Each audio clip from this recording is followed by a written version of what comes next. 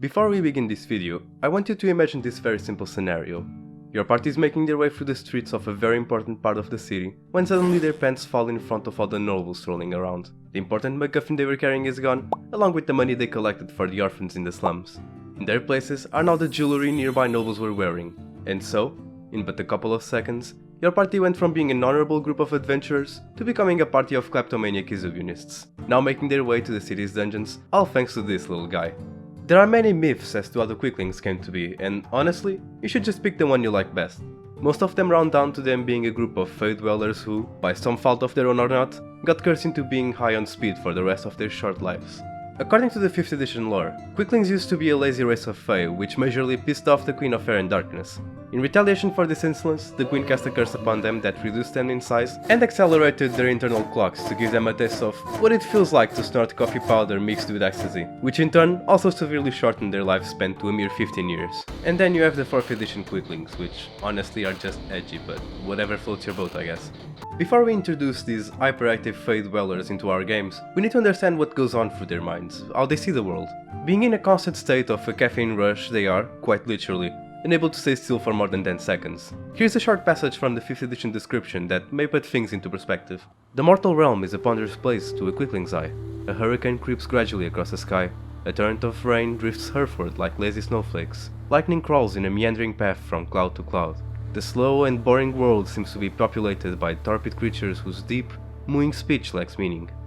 When I think of quicklings, in my world at least, I don't think of them as evil beings. With them already being faithful, which already gives them a blue-orange morality compass, paired with the fact that they are literally too fast to interact with the world around them, they probably suffer from an incredible sense of detachment. You may remember from what I mentioned before that they have a very short lifespan of 15 years at most. But what does 15 years feel like to someone when the world around them moves so painfully slowly? And when you understand that their condition is a curse, you begin to see their actions in a different light. Let's go back to that first example to see what is truly happening.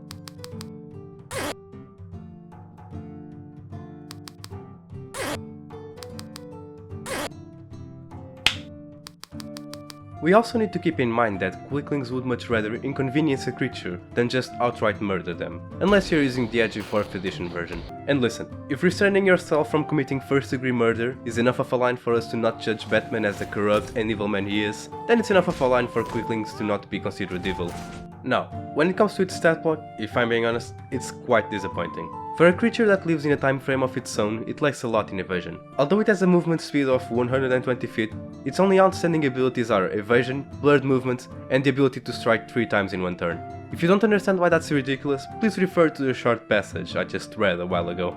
I would give them some more cool stuff such as nimble escape, but that's up to you. But do keep in mind that I will be judging you quite harshly if you don't.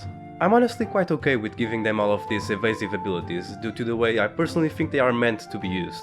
Quicklings are not meant to be a danger to your party, mostly a nuisance. If you're thinking of adding quicklings into your campaign, there are countless uses for them due to their natural disposition to mess things up for other people, just for a quick giggle, which to them is probably an entire comedy routine.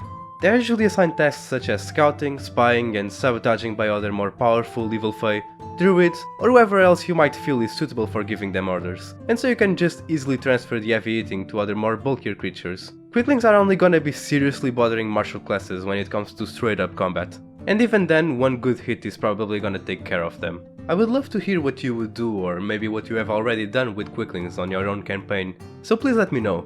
Anyways, that is all I have on quicklings, and I hope I see you next time. You can go now.